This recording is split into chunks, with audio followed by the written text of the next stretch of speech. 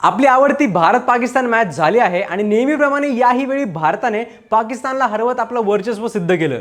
कोलंबोच्या प्रेमदासा स्टेडियमवर टॉस जिंकून पाकिस्तानने भारताला बॅटिंगचं आमंत्रण दिलं, पण भारताची सुरुवात खूप खराब झाली। अभिषेक शर्मा 0वर आउट झाला, पण पुढे कमबॅक किंग ईशान किशन या मॅचचा हिरो ठरला।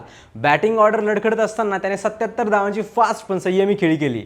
सूर्यकुमार यादव आणि शिवम दुबे यांची बऱ्यापैकी साथ मिळाल्यामुळे भारताने 175 रन्स बोर्डवर लावले। उत्तरात पाकिस्तानने अक्षरशः पाऊस पाडला विकेटचा।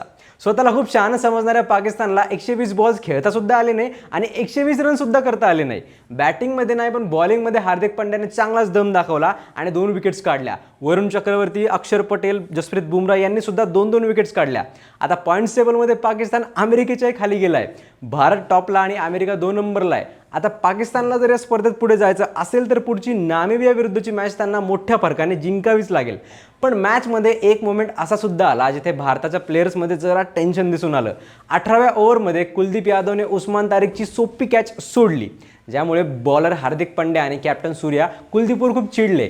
हेच टेन्शन मॅच संपल्यावर शेकहँड करताना सुद्धा स्पष्ट दिसून आलं, जिथे कुलदीप रागात दिसला। असो, कुलदीप यादव सिनियर प्लेयर्सची अशी बोलणी कायमच खात असतो। भारतीय टीमचा परफॉर्मन्स सॉलिड आहेच या स्पर्धेत, पण काही गोष्टी निराशाजनक सुद्धा आहेत, ज्या नॉकआउट मॅचेसमध्ये आपल्याला कदाचित प्रॉब्लेमॅटिक ठरू शकतात। एक महत्त्वाची गोष्ट म्हणजे अभिषेक शर्मा।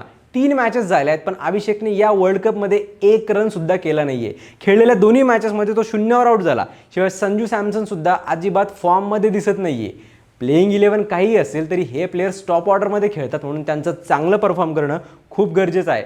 एकट्या ईशान किशनवर आपण अवलंबून राहू शकत नाही।